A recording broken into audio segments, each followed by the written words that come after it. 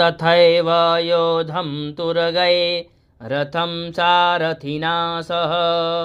निक्षिप्य वक्त्रे दशनैश्चर्वयन्त्यतिभैरवम्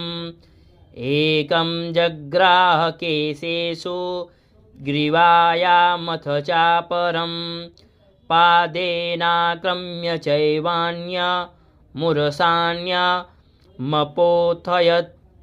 तैर्मुक्तानि च शस्त्राणि महास्त्राणि तथासुरः मुखेन जग्राहरुषा दशनैर्मथितान्यपि बलिनां तद्बलं सर्वमसुराणां दुरात्मनां ममर्धा भक्षयच्चान्यान्नन्याश्चाता दयत्तथा असिना निहता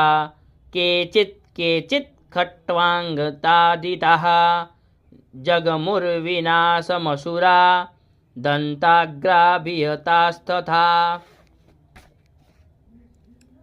छडेन तद्बलं सर्वमसुराणां निपातितं दृष्ट्वा चण्डो विदुद्राव तां कालीमतिभीषणां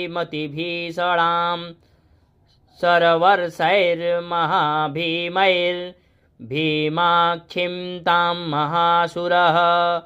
छादयामास चक्रैश्च मुण्डः क्षिप्तः सहस्रशः